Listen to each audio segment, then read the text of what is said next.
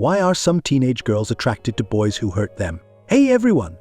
Today we're diving into a really important and eye-opening topic. Why do some teenage girls end up being attracted to boys who don't treat them well? This might seem confusing or hard to understand, but there's more going on beneath the surface than you might think. Let's explore it in a way that's simple, clear, and relatable. Mixed messages about love and attraction. As teenagers, girls and boys are constantly bombarded with all sorts of messages about what attraction and love should look like. You see it everywhere: TV shows, movies, music, social media, and even from friends. Unfortunately, a lot of these messages mix up love with unhealthy behaviors. They often make it seem like bad boys who act tough or disrespectful are more attractive than those who are kind and caring. A great example of this can be found in the movie After, based on a popular novel. The main character starts off with a nice, supportive boyfriend, but when she goes to college, she ends up falling for a bad boy who's more mysterious and rough around the edges. Even though he's not always good to her, she still chooses him over her nice guy boyfriend. Why? Because the media keeps pushing the idea that being bad equals being interesting. What is coercive dominant discourse? Now, let's talk about something called coercive dominant discourse. This is just a fancy term that describes how certain behaviors, like dominance or disrespect, get linked to attractiveness. If girls are constantly seeing these messages, they might start believing that being treated poorly is normal, or even romantic. Over time, this can lead to toxic relationships. Our study showed that these ideas spread through friend groups too. We talked to high schoolers and found that some girls get involved in disdainful hookups, which means they end up with guys who don't treat them well, partly because they think that's what love looks like, or because of pressure from their peers. The role of peer pressure. Peer pressure plays a massive role here. Friend groups are super important for teenagers and everyone wants to fit in. Sometimes, girls might feel like they have to show interest in certain boys to be accepted by their peers, even if those boys act in ways that aren't respectful or caring. Girls in these situations might not actually like these boys, but their friends keep telling them, "He's so cool, he's so confident, you should like him." After hearing this over and over, they might start to believe it or feel like they have no choice but to play along. This makes it easier for bad behavior to become normalized and, sadly, mistaken for love. And it's not just girls who are pressured.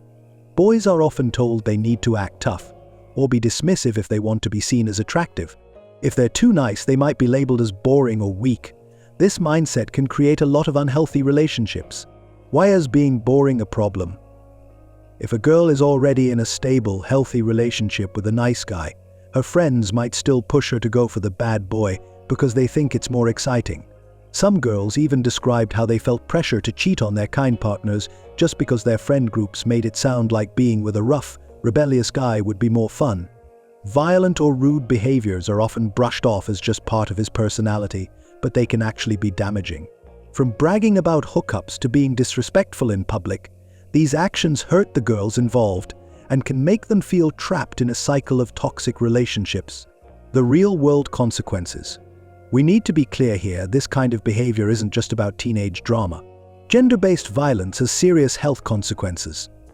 Girls who end up in these toxic relationships often face more than just emotional pain. They might experience depression, anxiety, and even physical issues. Studies show that around 27% of women and girls aged 15 to 49 have faced some form of physical or sexual violence, so it's crucial to understand where these harmful patterns start.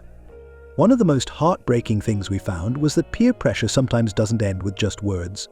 Friends might take photos of a girl with a boy, even if they're not doing anything wrong, and use those photos to spread rumors or hurt her reputation. This kind of harassment can leave long-lasting emotional scars, with some girls saying they felt like the shame would follow them to their grave. How can we make a change? The good news: peer groups don't have to be a bad influence. Just like friends can push someone into an unhealthy relationship, they can also help pull them out of one. Having a solid group of good friends who respect you and want what's best for you can make all the difference. Girls in our study mentioned that their real friends were the ones who helped them see when a relationship was unhealthy and supported them in making better choices. This shows just how important it is to surround yourself with people who truly care about you and respect your boundaries. Building a better future. So, what's the takeaway here?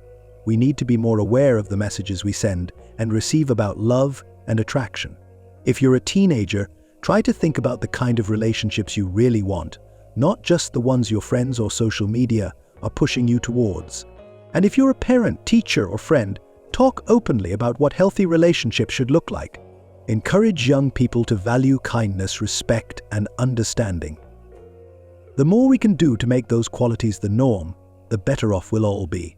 That's it for today's video. If you found this topic interesting, make sure to like, subscribe, and share it with your friends. Let's keep spreading the word about what real, healthy relationships should be like.